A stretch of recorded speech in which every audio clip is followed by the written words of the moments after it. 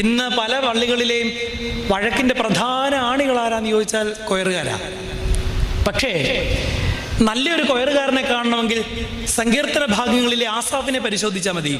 അദ്ദേഹം എപ്പോഴും വലിയ ഡിസ്ട്രസ്സിലായിരിക്കും, അല്ലെങ്കിൽ ജീവിതത്തിൻ്റെ ഈ സമൂഹം മുഴുവൻ ഒന്നടങ്കം വലിയ പ്രതിരോധത്തിലാവുന്ന സന്ദർഭത്തിൽ ദൈവാലയത്തിൽ വന്ന് ദൈവത്തെ സ്തുതിച്ചുകൊണ്ട് ജനത്തിനും തനിക്ക് തന്നെയും പ്രത്യാശ തരുന്ന ഒരുപാട് വാചകങ്ങൾ ഉച്ചരിച്ച ഒരു വലിയ സംഗീതജ്ഞനാണ് ആസാഫ്.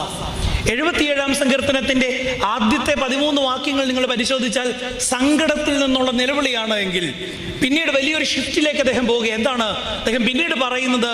ഇല്ല, മുൻകാലങ്ങളിൽ നടത്തിയ ദൈവത്തിന് ഒരു പദ്ധതിയുണ്ട്.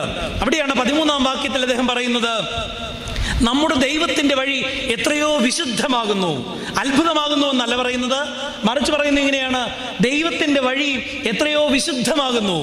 അടുത്ത